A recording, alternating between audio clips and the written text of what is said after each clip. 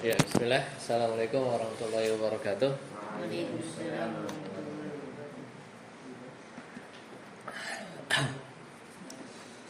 Alhamdulillah dan katsiran thayyiban mubarakan fih. Kama yuhibbu rabbuna wa yarda. Asyhadu an la ilaha illallah wahdahu la syarika lah. Wa asyhadu anna Muhammadan abduhu wa rasuluh. Allahumma shalli ala Muhammad wa ala ali Muhammad. Alhamdulillahilladzi bi ni'matihi tatimmu shalihat. Alhamdulillah, kita bersyukur kepada Allah. Kita kembali melanjutkan pelajaran kita. Insyaallah malam ini kita belum fikih dulu ya. Jadi rencananya kita akan sebenarnya harusnya dari pekan kemarin ya. Jadi nanti kita ada dars baru yaitu tentang akidah ya. Tentang akidah, bukunya nanti menyusul. Cuman sekarang kita pendahuluan dulu ya. Kita pendahuluan dulu.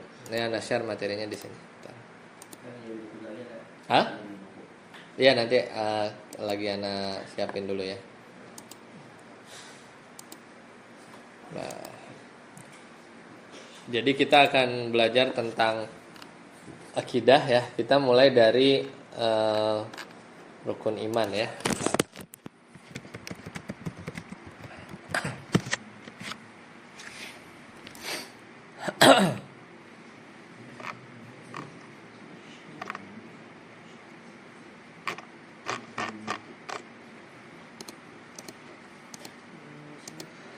Kita mulai dari rukun iman ya.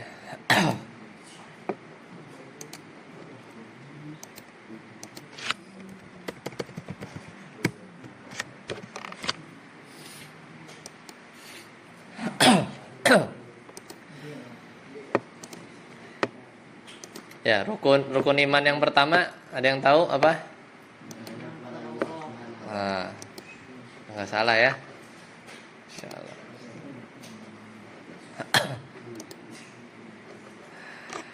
Nah, kita akan mulai dari rukun iman kepada Allah dulu. Bentar.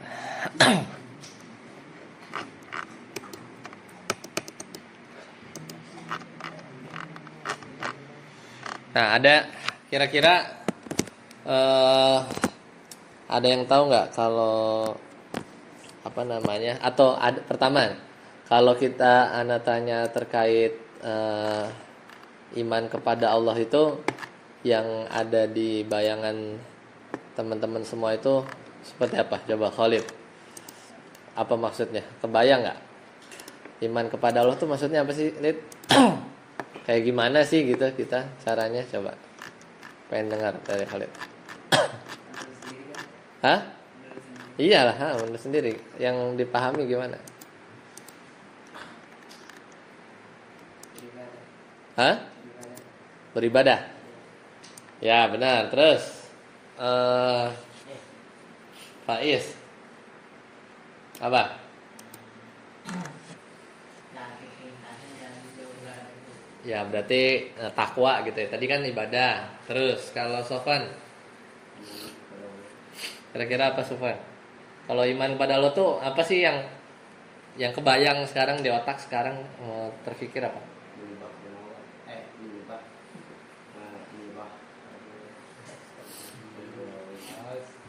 Tadi apa? Beribadah. Tadi ya, taat, menjauhi larangan. Terus Sofwan apa?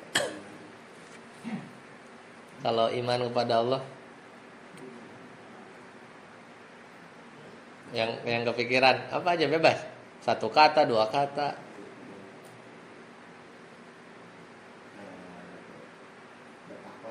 Bertakwa. Ihsan.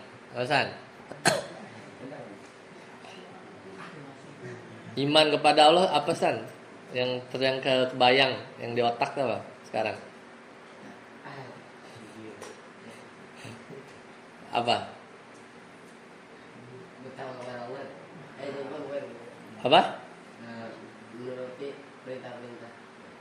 Menuruti perintah-perintah siapa? Allah. Lanjut, Rifki.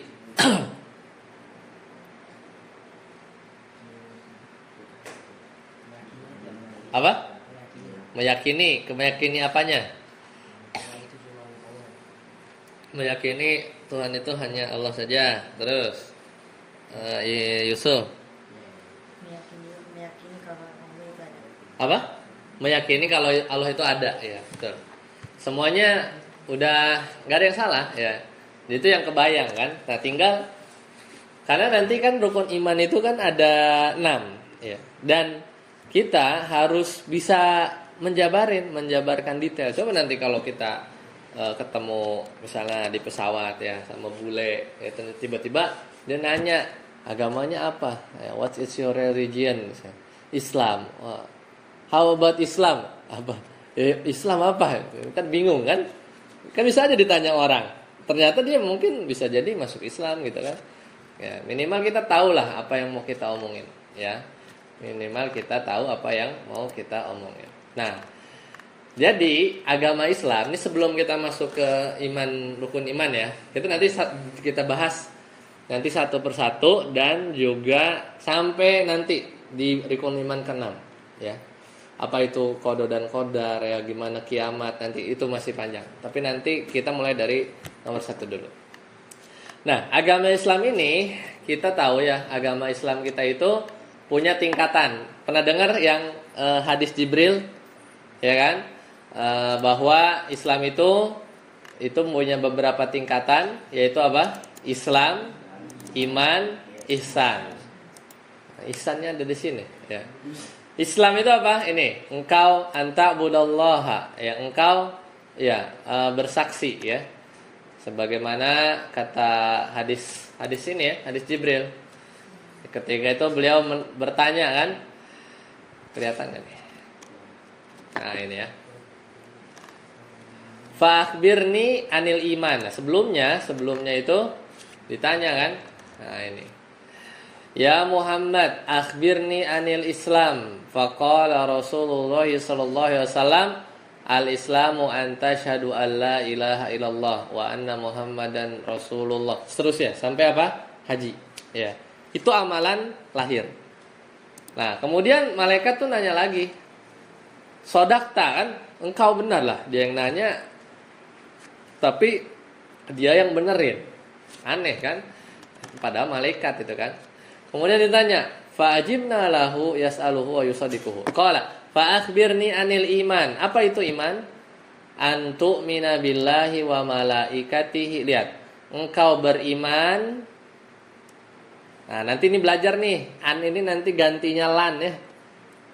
An itu salah satu huruf yang bikin fiil mansub nih. Fiilnya tu'mina. Kalau annya nggak ada, bacanya apa? Tu'minu. Kayak tadi yang baru kita belajar. Cuman ini salah satu contohnya an. Nanti ada.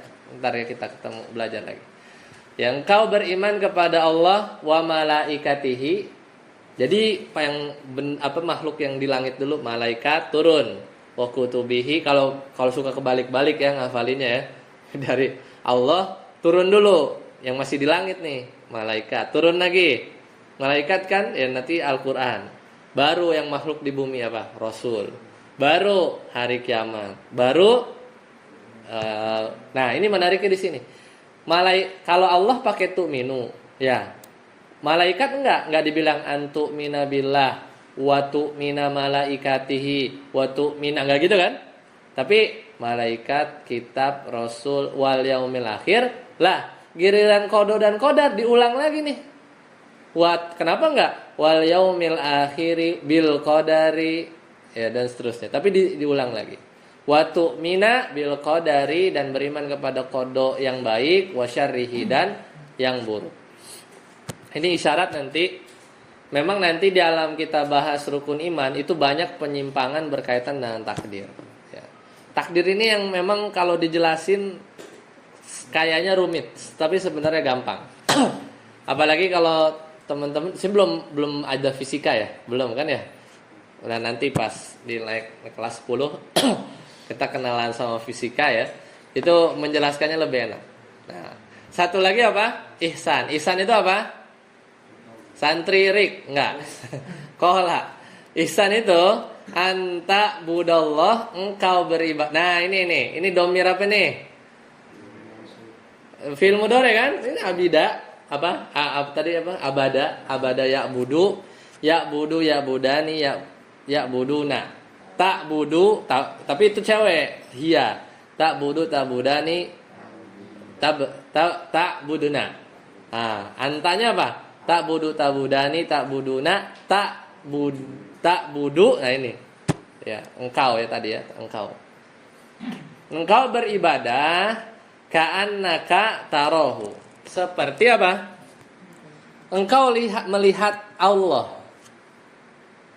Kebayang nggak? Nggak pernah lah, kita nggak kebayang pasti. Tapi ya seakan-akan aja kita melihat Allah. Kita akan melihat Allah nanti di surga, dan itu adalah nikmat yang paling besar. Ketika para penduduk surga ditanya, maukah aku berikan nikmat yang lebih banyak daripada ini? Ada apa lagi gitu? Ini aja udah banyak banget. Ada, yaitu apa? Akhirnya dibuka tirai ya. Kemudian semua penduduk surga itu bisa melihat wajah Allah, dan semua dan itu adalah kenikmatan yang paling tinggi. Nah, fa'in lam takun taroh, ya benar. Maka kata Nabi, kalau engkau, nah ini ada lam nih, ya kan? Jazm ya, takun. Aslinya takunu. Ketika kemasukan lam jadi lam takun. Tanda jazmnya apa? Sukun. Li'annahu. Nah, jadi udah kebayang ya. Jadi kelihatan.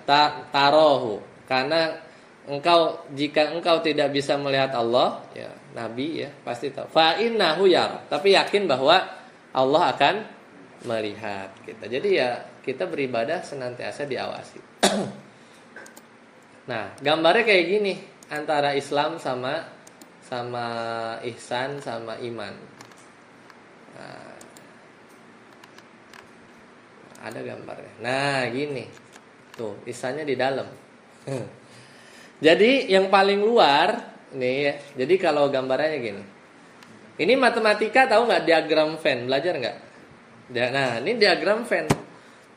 Ihsan itu di dalam iman, di dalam Islam. Jadi lingkaran luarnya itu adalah Islam. Diagram Venn yang paling luar ini adalah Islam. Islam itu apa? Tidaklah seorang muslim adalah mukmin hingga keimanan masuk ke dalam hati mereka. Nah, jadi waktu itu ada yang ditanya ya, apakah kamu udah beriman? Ya, kemudian dia bilang, iya. Ternyata kata Nabi, kamu baru Islam gitu ya. Jadi gampangnya gini. Orang Islam ya belum tentu beriman. Ya, dalam artian tidaklah seorang muslim adalah seorang mukmin yang beriman sampai keimanan masuk di dalam hatinya. Nah, kebalikan juga. Di sini makanya setiap mukmin, orang yang beriman pasti muslim enggak? Ya. Ya, betul ya. Nanti kalau teman-teman udah mahasiswa misalnya gitu ya. Yang benar itu mahasiswa muslim apa muslim mahasiswa? Wahai mahasiswa muslim, atau yang benar wahai muslim mahasiswa. Hah? Kalau misalnya dia udah lulus kuliah, disebut mahasiswa lagi enggak? Enggak kan? Nah, jadi yang predikat yang paling nyantol, yang paling lama itu jadi mahasiswa apa jadi muslim? Muslim. Jadi sebenarnya yang pas ya, yang pas bukan yang benar ya. Yang benar ya bebas aja sebenarnya bahasa Indonesia. Cuman yang pas tuh wahai muslim mahasiswa. Ya, karena yang muslim tuh dari lahir sampai meninggal muslim. Ya. Sedangkan mahasiswa mungkin 4 tahun doang. Ya, 4 tahun doang di kampus. Nah, adapun orang yang ihsan pasti beriman, pasti dia muslim. Ya, seperti itu ya. Tadi jawabannya berarti benar ya. Hampir benar semua ya. Tadi bertakwa, nanti kita lihat. Oke, sekarang kita masuk ya.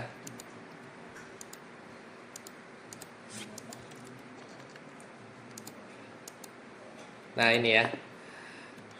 Ini ada gambar bagus lagi. Nah, Ini kalau apa gambaran bangunan Islam secara besar kayak beginilah. Itu bisa difokusin nggak atau emang buram? Coba.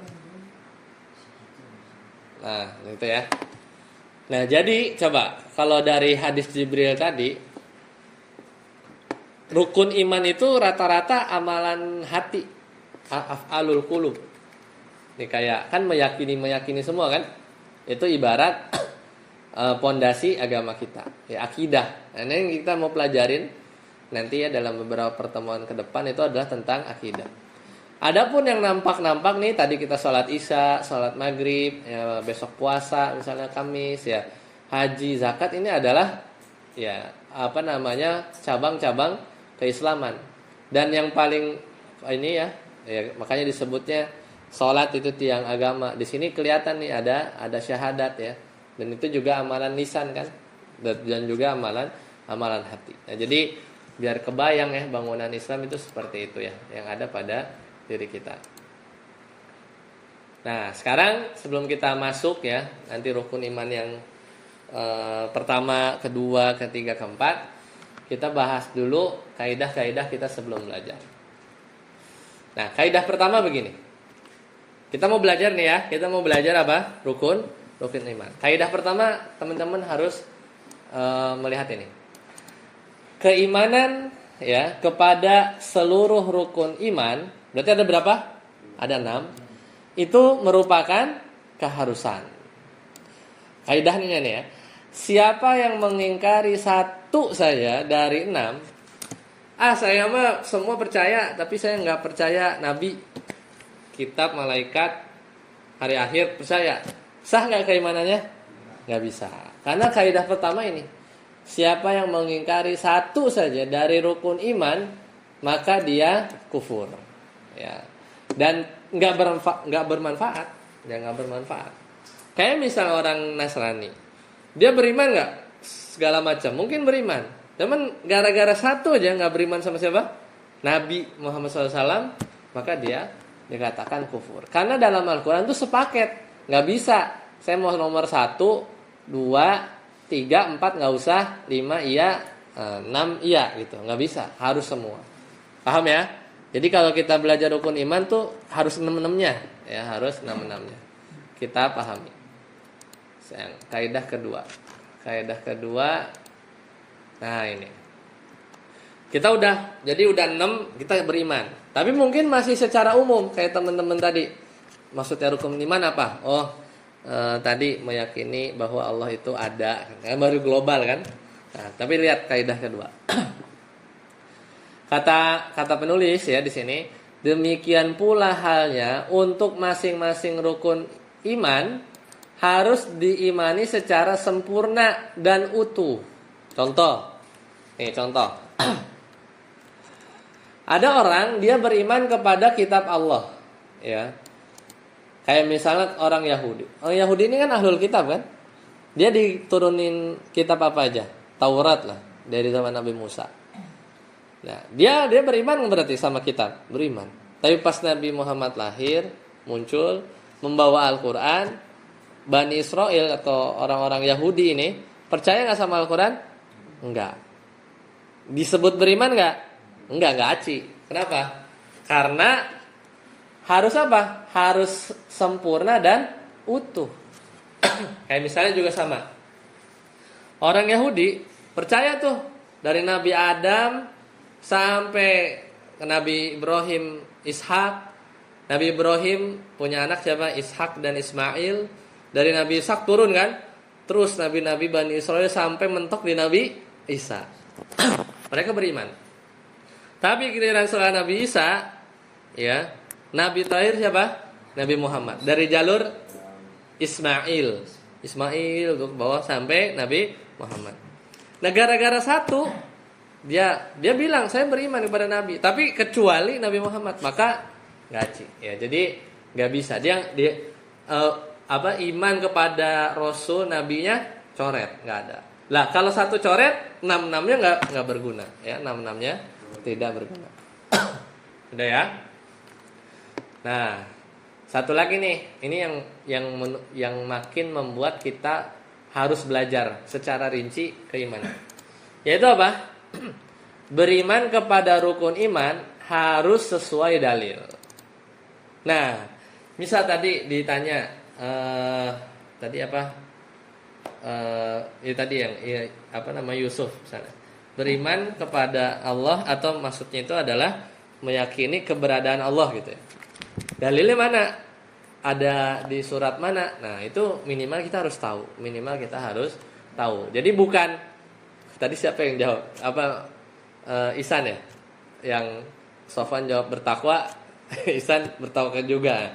Itu tapi diralat kan? Nah, kalau yang pertama ngikutin tuh mungkin bingung ya. Bertakwa gitu kan. Nah, itu berarti kita masih belum jejak ya dalam keimanan ya nomor 1 misalnya nomor keimanan kepada Allah. Paham ya? Oke, sekarang kita masuk yang pertama. Kita bahas tentang iman kepada Allah. Nah, jadi simpelnya gini. Nah, dan ini yang paling utama ya. Kalau nomor 1 ini batal atau ginilah, ada orang nggak beriman kepada Allah, mungkin nggak dia beriman kepada Rasul gitu. Yang Allah aja yang nggak beriman, apalagi ke bawah-bawahnya, ya nggak? Ya nggak kan? Orang tahu Nabi Muhammad, tahu Nabi Isa, tahu ada malaikat Jibril, taunya dari mana? Dari Al-Quran. Al-Quran dari siapa? Dari Nabi. Nabi siapa yang ngutus? Atau dapat wahyu dari diperantari siapa? Malaikat. Malaikat kamu beriman tahu dari siapa? Ya dari Allah kan. Ujung-ujungnya semuanya balik lagi ke Allah. Jadi ini adalah poros yang pertama. Nah, ini poinnya ya. Beriman kepada Allah dibangun atas 2 rukun. Nah, menarik ya. Rukun iman, dalamnya ada rukun lagi. Yaitu apa? Pertama, teman-teman tuh harus meyakini akan wujud. Ya, tadi udah Yusuf udah sempat bilang ya. Meyakini bahwa Allah itu ada. Nah, itu dulu pertama tuh. Meyakini akan wujudnya Allah. Tidak sebagaimana kaum ateis yang menolak adanya Tuhan ya. Nah, ini menarik nih. Sekarang tuh lagi rame orang-orang yang ateis, yang katanya mereka nggak ada lah Tuhan. Tuhan itu, Allah itu cuman yang kita pikir-pikirin aja nih. Kita doa, itu kita bikin-bikin sendiri itu ada Allah gitu ya, yang mendengar kita. Nah, itu bagi orang-orang ateis kayak gitu mereka. Ya. Padahal kalau kita yakin bahwa Allah ada. Allah di mana? Fis sama, di langit, ya, di atas arsy. Kita berdoa ke atas, ya. Dan ini nanti kita ya, ini kita nggak taklid, nggak gara-gara ana bilang Allah ada, berarti Allah ada ya, harus ikut ya, nggak gitu. Nanti kita ajak mikir sedikit ya, supaya kita dikasih akal, ya, dikasih akal ya untuk berpikir. Banyak di Al-Quran itu kan afala yaqilun, afala yatafakkarun, ya kan? Jadi kita dikasih akal untuk berpikir. Apa rukun pertama? Meyakini apa? Wujudnya Allah Subhanahu wa taala. Ada, benar-benar ada. Enggak boleh ragu. Tapi nanti kita jelasin ya. Yang kedua, nah ini yang biasanya teman-teman suka dengar ya. Kalau kita udah tahu Allah itu ada, wujudnya ada, udah, kita udah beda sama orang ateis. Kita sudah beda sama orang ateis. Orang ateis tuh Allah tuh nggak ada. Tapi giliran orang ateis naik pesawat, kemudian pesawatnya gini apa? Turbulensi. Yang Buddha ngomong apalah ya dewa apa gitu kan? Yang orang Islam Allahu Akbar gitu. Ini lagi turbulen ya. Yang orang ateis ngomong apa dia? Ya pasti dia megangan gitu, mungkin pegangan sabuk gitu kan, dia mau nyebut gua nggak punya Tuhan gitu kan. Ya kan. Nah tapi tetap dia pasti akan, hati kecilnya akan, kalau lagi kepepet, teman-teman kalau lagi kepepet, lagi kayak gitu, lagi di kapal laut udah begini gitu ya, kalau manusia udah kepepet pasti dia hatinya itu nyari sandaran ya, nyari pegangan. Oh kita jelas, kita punya Allah Subhanahu wa taala. Kita nyebutlah ya Allah, Allahu Akbar, kita istighfar atau apa gitu kan. Itu udah umum. Tapi lihat orang ateis, pasti di akhirnya mencantolkan hatinya ke zat yang enggak tahu lah akhirnya dia bikin-bikin ya itu Tuhannya dia kali sebenarnya. Sedangkan mereka dia bilang nggak ada Tuhan. Nah, itu nomor satu. Kalau itu udah aman, berarti teman-teman udah beda dengan ateis. Yang kedua, nah ini rukun kedua kan tadi katanya beriman kepada Allah dibangun atas 2 rukun. Rukun kedua adalah mentauhidkan Allah. Nah, kita udah yakin bahwa Allah itu ada. Sekarang rukun kedua. Rukun keduanya tuh kita jadikan Allah itu sebagai satu-satunya yang berhak. Tadi siapa yang jawab? Satu-satunya yang berhak diibadahi. Nah, ini kalau kita seperti itu, ini yang membedakan kita dengan apa? Orang-orang syirik. Paham ya? Jadi apa? Rukun pertama meyakini Allah itu ada, dan yang kedua mentauhidkan Allah. Nanti tauhid itu apa? Itu ada banyak macamnya ya. Ada banyak macamnya. Nanti kita bahas di lain kesempatan. Sekarang Anda mau bahas ya ini dulu ya. Yang pertama. Bentar ya. Biar agak mikir dulu. Tadi apa yang pertama? Meyakini Allah itu ada. Sekarang pertanyaannya, misalnya Anda tanya Ihsan, tanya Ihsan lagi. Ihsan, Allah itu ada nggak, San? Hah? Tahu dari mana? Dari hadis. Dari hadis, masya Allah. Hadisnya apa, San? Hah? Gini. Pertanyaannya gini. Coba buktiin Allah itu ada, nggak usah pakai Al-Quran hadis, bisa nggak? Coba mikir San. Atau teman-teman juga boleh pikirin. Ceritanya nih ya, anak orang ateisnya nih, ditanya, Khalid atau Rifki, Allah ada nggak sih? Ada dong. Apa buktinya gitu? Ada di Al-Quran. Loh, nggak usah bawa Al-Quran, kan gua nggak percaya Allah itu ada, ya kan? Kan dijawab gitu, benar nggak? Antum mulai ngomong nih, ceritanya anak ateis nih. Yusuf, Allah ada nggak? Ada. Percaya? Percaya. Tahu dari mana? Ada. Ya, dia bawa Al-Quran. Gak usah bawa Al-Quran kan gua nggak percaya sama Al-Quran yang lu pegang misalnya. Buktiin aja Allah itu ada. Coba apa buktinya? Coba mikirin. Kalau ditanya gitu gimana? Hah?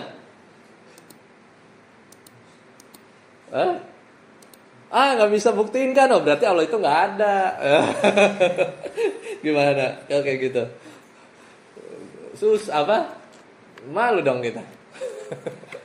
Gimana? Bisa nggak? Coba berpikirlah. Coba. Kan kita udah dibekali akal. Terus kata Nabi SAW, kita dilahirkan. Kita tuh nggak ada Islam KTP atau Islam bawaan orang tua, nggak ada. Kita tuh memang lahir udah Islam. Dan orang tua kita nggak jadiin kita Islam. Kita memang udah Islam. Ngapain udah Islam dijadiin Islam lagi? Nggak ada. Makanya kan nggak perlu syahadat lagi, ya nggak? Udah balik syahadat lagi, nggak kan? Tapi kalau lahir pas orang tuanya Yahudi Majusi, ya orang tuanya yang jadiin dia murtad gitu kan. Tapi kalau kita, makanya Islam kita Islam keturunan, enggak. Islam kita ya memang Allah sudah kita bersaksi tuh. Mungkin nggak ingat waktu di mana di rahim tuh ya. Siapa Robmu gitu kan? Alastu bi rabbikum, bukankah aku adalah Tuhanmu di dalam rahim gitu kan? Bala, tentu ya engkau adalah Tuhan. Cuman kita lupa mungkin. Jadi kita udah pernah, dalam tanda kutip, udah pernah bersyahadat. Makanya setiap anak Adam tuh lahir pasti Islam. Orang tua ya ngelahirin, orang tua juga ya, kecuali orang tuanya non Islam. Nah itu yang bikin jadiin dia Majusi dan lainnya, gitu ya. Oke, balik lagi, masih pertanyaan yang sama.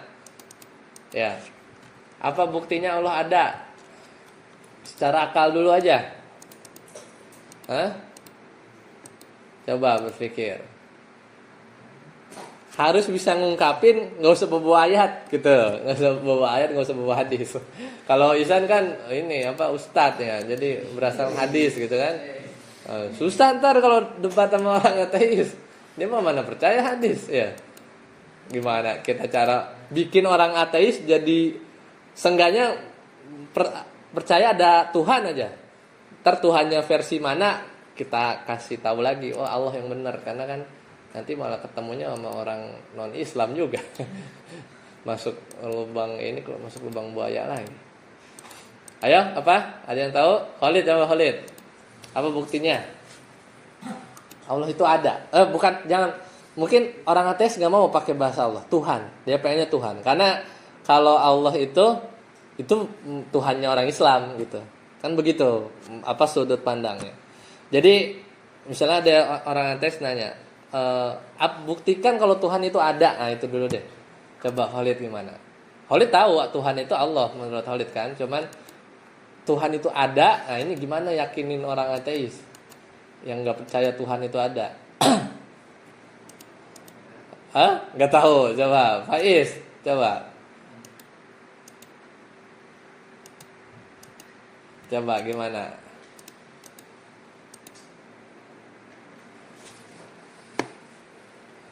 Tahu? Sofan.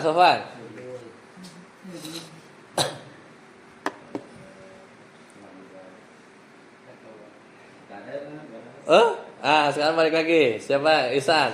Tuhan ada nggak, San? Kalau yang nanya gitu jawabnya gimana, San? Ada. Buktinya apa, San? Ini buktinya ini ya. Dalilnya nggak usah bawa ayat dulu. Nanti kita bawa ayat banyak. Kalau ayat kita nggak bisa diragukan. Itu gampang ya. Buktinya ada Tuhan. Kita ngomong Allah dulu ya. Karena kita lebih teoritis ya. Supaya orang ateis ini bisa kembali ke jalan yang benar kan. Tuhan itu ada. Ditunjukkan satu dalil fitrah. Fitrah itu yang semua orang nih udah dibekali fitrah. Kalau hewan itu ada insting, ya. Satu, fitrah manusia. Yang kedua, dalil akal. Ya, dalil akal. Terhadap ayat-ayat Allah. Ayat-ayat Allah ini bukan Al-Qur'an aja, tapi bintang, langit, ya. Ini dilakukan sama Nabi Ibrahim, ya. Nah, yaitu apa? Ciptaan-ciptaan Allah yang dahsyat, ya, menakjubkan, tanda-tanda keagungan dan lainnya, ya. Jadi bahkan kata Ibnu Taimiyah nih, ini lebih dasar, ilmu dasar tentang adanya Tuhan, ya, itu lebih darurat. Darurat itu maksudnya apa? Lebih mudah, ya, lebih mudah, lebih mudah ada di dalam hati kita daripada antum tahu 1 tambah 1 sama dengan 2. 1 tambah 1 sama dengan 2, antum tahunya pas kapan? Mungkin umur berapa? 2 tahun, 3 tahun. 1 tambah 1, 2 gitu misalnya, gitu kan? Kan diajarin juga kan? Logikanya belum nyampe. Tapi kalau Tuhan itu ada, itu sebenarnya pertanyaan gampang, ya, pertanyaan gampang, ya. Lebih darurat. Darurat itu maksudnya apa? Lebih mudah dan udah ada di hati kita. Buktinya nih ya, seorang itu lebih butuh, ya, untuk merealisasikan konsekuensi adanya Tuhan, ya. Contoh, apa namanya? Kita lihat contoh-contohnya nih.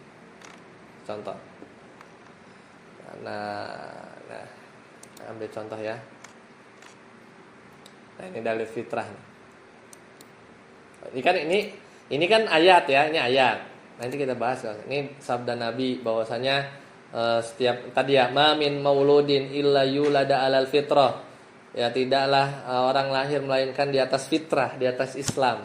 Nah, ini dalil-dalilnya. Tapi kita lihat bukti ya. Bukti adanya dalil fitrah. Jadi kita secara di hati kita ini udah, ya, dalil fitrah itu sejak lahir kita udah punya bekal, ya, udah punya bekal. Dan fitrahnya manusia itu udah siap menerima agama Islam. Nah, ini contoh nih ya. Kita dapati bahwa manusia nih sejak zaman dulu sampai sekarang, ya, sampai sekarang, antum pernah lihat gak yang kayak yang Homo sapiens atau orang-orang zaman dulu lah? Antum pernah kalau bisa buka sejarah ya, peradaban Cina, peradaban orang-orang zaman dulu lah, orang purba ya. Itu pasti mereka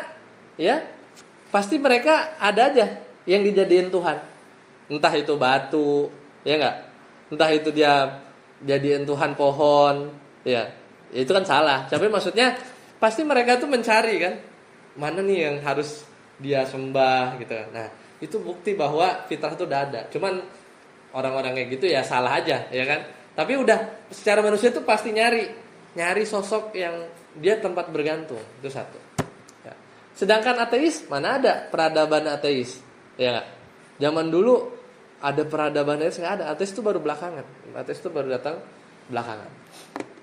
Nah, ini menarik juga.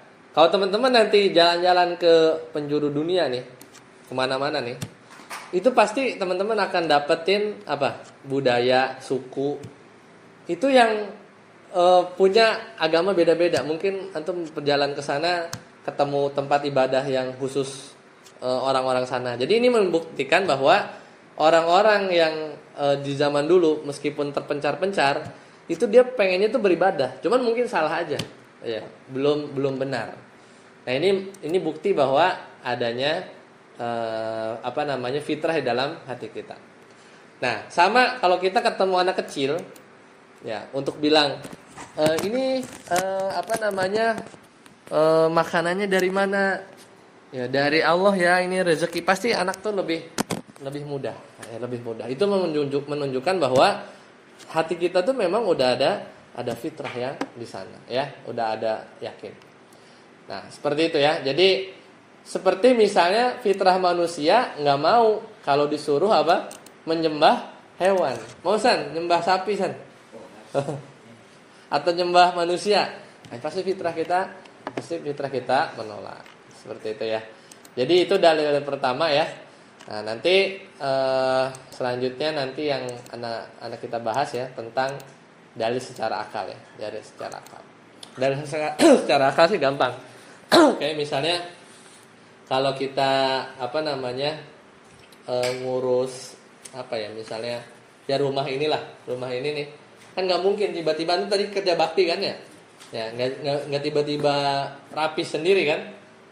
Misalnya ada orang datang ke sini terus kita bilang masa rumahnya jadi rapih gitu, percaya nggak ada yang rapihin kok, percaya nggak orang digituin? Nggak bakal lah, pasti ada yang rapihin, ada yang ngatur. Nah, apalagi alam semesta yang luas begini ya, hujan. Bayangin hujan itu nggak jatuhnya kayak antum guyur gini kan. Kalau guyur satu gini ambruk rumah. Tapi kalau dibikin 1 mili ya itu jadinya gerimis ya kan. Agak gedean dikit hujan lebat. Itu aja udah sakit kan kalau naik motor kan. Jadi siapa yang ngatur? Ada orang yang bikin saringan di atas, nggak ada ya kan. Yang bikin air turun di sini, besok di sana. Nah, terus kita bilang bahwa itu kebetulan aja. Masuk akal nggak? Kagak masuk akal lah. Atau tiba-tiba kita turun dari pesawat.